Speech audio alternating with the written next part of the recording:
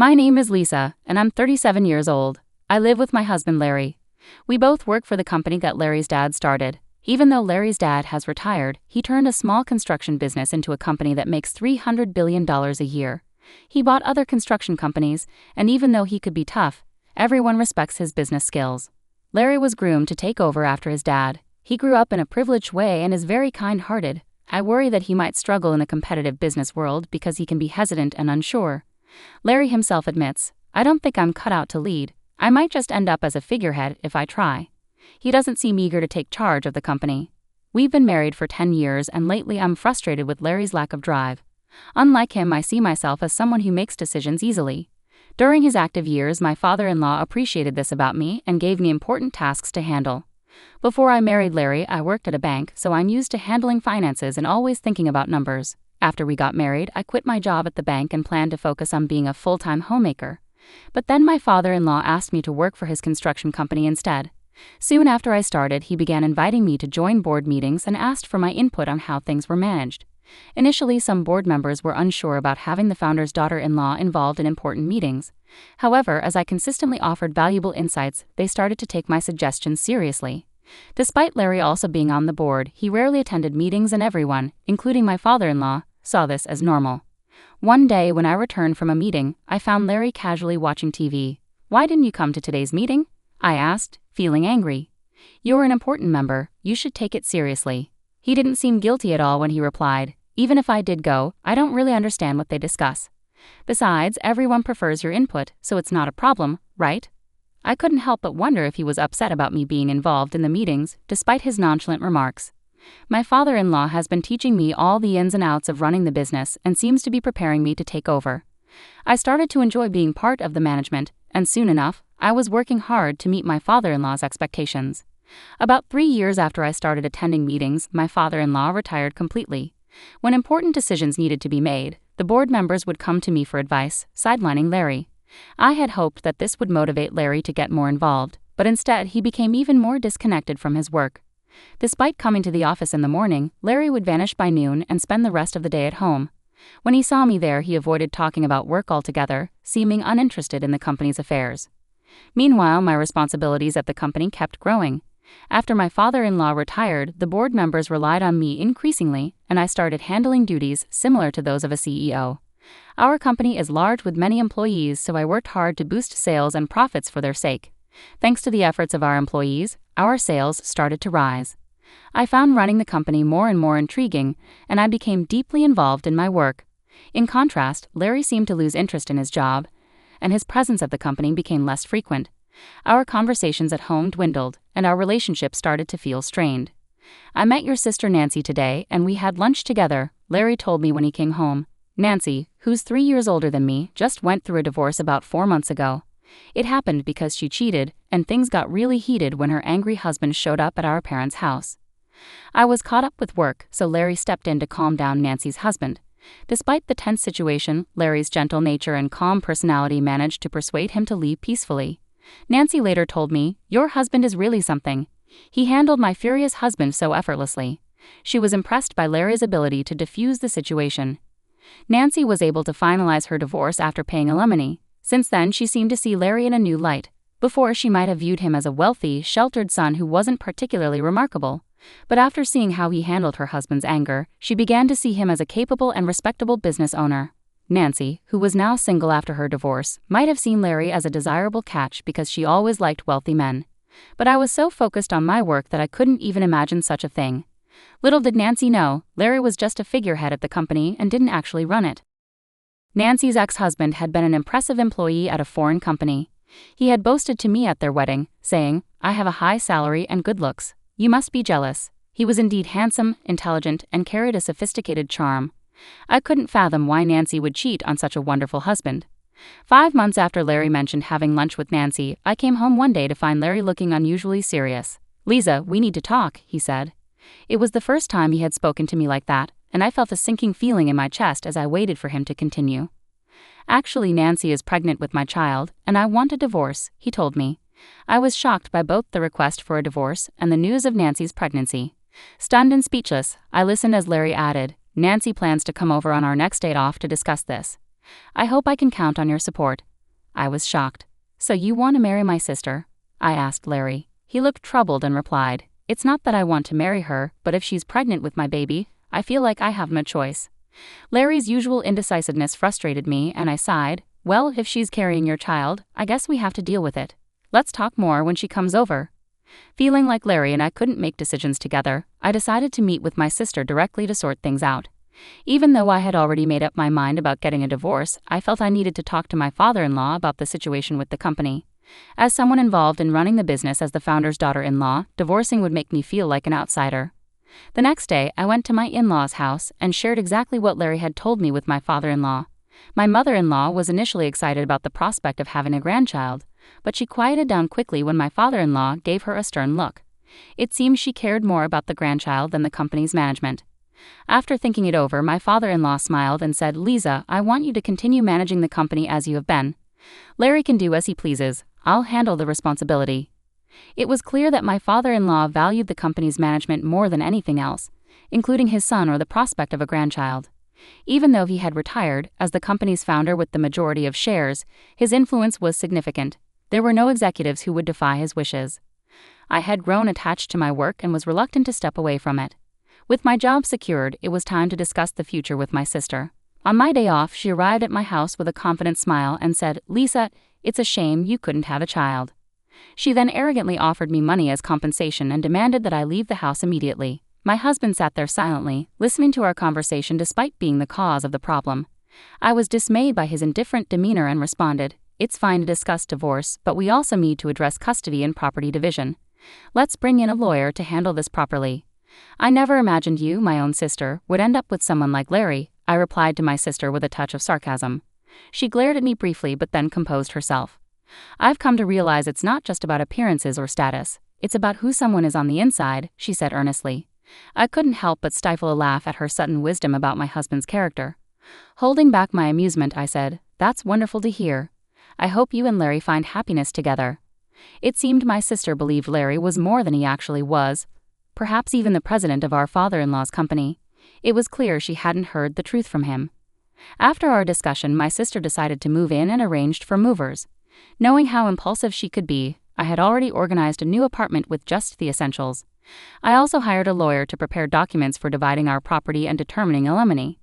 The next day, after moving my belongings out, I began negotiations for alimony and dividing property with my husband and sister, alongside my lawyer. My husband remained passive, showing little emotion, while my sister did all the talking. "As I mentioned earlier, I'm willing to pay whatever alimony you ask for, so please take your time to decide," she said. Upon hearing this, my lawyer decided to pursue alimony from my sister as well as my husband. My sister is already making alimony payments to her ex-husband. I had been informed beforehand that it might be challenging to claim alimony from her. However, since she offered to pay whatever I wanted, I decided to proceed with the claim. During the property division negotiations, my sister eagerly pointed out, "This mansion originally belongs to Larry's family, so it shouldn't be included in the division of property, right?" Remaining calm, the lawyer responded, "This building and the land are owned by the company, so it's ultimately up to the company to decide." It seemed even my husband thought this house belonged to his father. "Is that so?" "I thought this house was Dad's," he casually remarked. On the other hand, my sister was surprised and turned to the lawyer, asking, "Wait, does that mean I can't live in this house?" The lawyer replied professionally, "Since it's owned by the company, you can continue living here if the company agrees." Relieved, my sister exclaimed, "Oh, you should have said that earlier. It's fine because Larry, the president, will still be here." This statement caught the lawyer off guard, who burst into laughter. "What are you talking about?" "Lisa is the president, not Larry," he clarified, looking at my sister who planned to marry my husband without knowing this crucial detail. She immediately turned to Larry and exclaimed, "Larry, you're not the president." Seeing his discomfort, I stepped in and explained to my sister, "Larry is an advisor without executive authority. I, on the other hand, am both an executive director and the president. Our father-in-law, who founded the company, was always the president. When he retired, he appointed me to these roles based on my performance, and there was no opposition from other executives. On the other hand, my husband was receiving an executive salary as an advisor, thanks to his father's arrangement, despite not having any executive responsibilities. It was more of a symbolic title than an actual role, and the salary was lower than what a regular employee would earn. This meant I was shouldering all our living expenses. Larry showed little interest in our household finances and didn't even know whether our home was owned by the company or his father. Although it was company property, my responsible father-in-law had always charged us rent. I had seen it as a standard rental arrangement, but the lawyer, still chuckling, asked, "Can we continue renting this house to Larry?" My sister was quick to react to the rent question. "Rent? Why would we charge Larry rent? It's company property, just let him live here for free." The lawyer then presented the rent amount, which startled both my sister and Larry, who seemed surprised to hear about it for the first time. "Looks like the rent for such a big house is pretty steep. I can't afford that on my salary," Larry remarked, realizing the financial strain it would pose with his modest executive compensation. Over our 6 years of marriage, Larry had exhausted most of his earnings. My own salary had also been swallowed up by high rent and living costs, leaving us with few assets to divide, mainly savings. After the lawyer left, my sister, now aware that the mansion she coveted was rented, appeared crestfallen and stared blankly. Meanwhile, Larry wore his usual grin. I suggested, "Why don't you move back to your parents' house? Your mom was thrilled about the pregnancy." Larry agreed, but inwardly I couldn't help but find the situation ironic, having to consider arrangements for a man who would soon be my ex-husband. I started to worry about whether he could responsibly raise a child, but I quickly dismissed these thoughts as irrelevant. Turning to my sister, who seemed to have forgotten about her own alimony situation, I asked, "Are you okay with the alimony arrangement, sis? You seemed confident earlier, but you're also paying your ex-husband, right?" Her expression shifted abruptly as she processed my question, snapping back to reality. "Alimony? I have to pay that too?" my sister exclaimed, clearly shocked and seemingly unaware of our earlier discussion. "You said you pay plenty of alimony earlier, but you didn't expect to pay it yourself, did you?" "My salary is really low," she continued, sounding incredulous. Larry and my sister exchanged surprised glances, and I couldn't help but feel like laughing at the situation. I had already finalized the divorce papers and alimony requests, so personally, it didn't affect me anymore. But watching Larry and my sister's reactions was almost comical. My ex-husband, who had remarried my sister and moved back to his parents' home as I had suggested, found himself caught in constant arguments between my sister and our in-laws. The root cause of these conflicts stemmed from the lie about my sister being pregnant with his child. His mother, hoping for a grandchild, was furious upon discovering the truth. Meanwhile, my father-in-law, who had never approved of my sister taking his son away from me, refused to even speak to her. He covered Larry's alimony payment in full, ensuring it was settled. Witnessing my sister's plea to our father-in-law, "Dad, could you please pay my alimony too?" was met with his stern response, "I have no reason to be called Dad by you," he retorted angrily. Disheartened and unable to achieve what she had hoped for, my sister left my ex-husband's family home abruptly, without saying a word, and disappeared. It seemed she had remarried my ex-husband solely to bear the burden of alimony, a decision that now seemed painfully naive. My ex-husband appeared to reconsider reconnecting with me, but his father rebuked him. "You're not the kind of man who should even think about starting a family. You can't even take care of yourself properly." Watching all of this unfold, I couldn't help but reflect on how we had reached this point. When Larry agreed to move back to his parents' house, I knew it was the right decision. While his mother was overjoyed at the prospect of a grandchild, I couldn't shake the feeling that Larry was simply not ready for the responsibilities of parenthood. His lack of engagement during our marriage persisted, and I doubted it would ever change. Seeing my sister's shock when she realized she had to pay alimony was almost amusing. She had been so confident earlier, but it was evident she hadn't fully considered the consequences. With her finances already strained, adding more payments would only worsen her situation. I couldn't help but wonder how she could be so naive. The negotiations for alimony and dividing our property proceeded smoothly thanks to my lawyer's meticulous approach.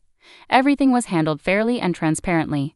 In contrast, Larry and my sister appeared bewildered and overwhelmed by the process.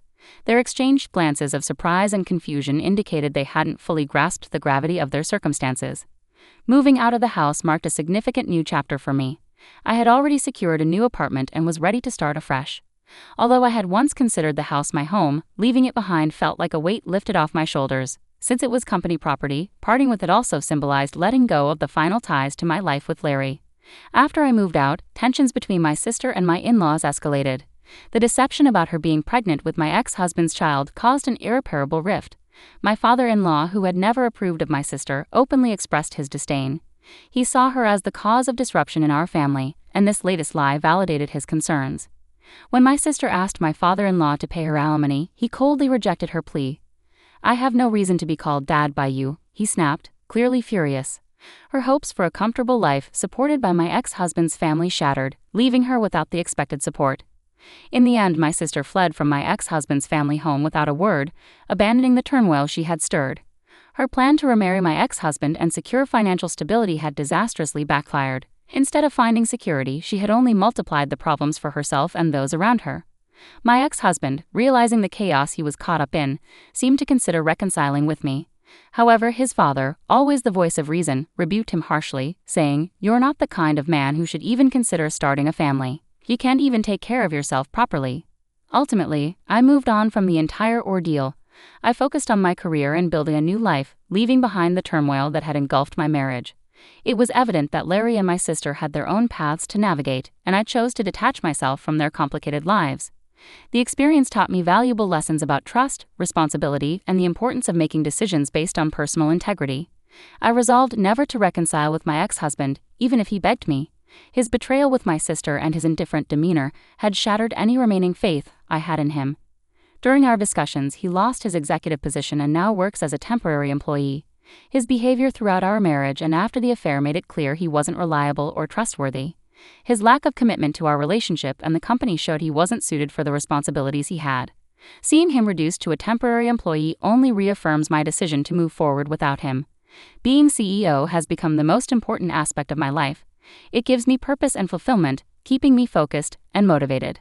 I take pride in improving the company for our employees and their families. Being CEO is now central to my identity, and I can't imagine giving it up. I'm not considering remarrying after our breakup. Starting a new relationship isn't something I'm interested in right now. I've been through too much emotional turmoil to even consider starting a new relationship. Right now, my focus is on myself and advancing my career. There are many goals I want to achieve, and I'm determined not to let anything distract me. I've kept in touch with my father-in-law, and he's been a great source of support and wisdom throughout everything. His advice has been invaluable whenever I face tough decisions or need guidance. My commitment to the company feels like a marriage in itself. For the sake of my employees, I dedicate myself fully to its success. This means hard work, dedication, and a passion to ensure our business thrives. I'm committed to providing job security and a stable future for our team, and their well-being is a top priority for me as CEO. This journey has taught me resilience and staying true to myself despite personal challenges. I've steered the company through steady growth and maintained a positive impact on our employees' lives, which motivates me every day. Ultimately, my focus remains on leading the company and supporting my team. I'm driven to create a successful future for all of us. While my personal life has had its challenges, my professional life gives me stability and a deep sense of accomplishment. This is where I draw my strength and where I choose to direct my energy moving forward.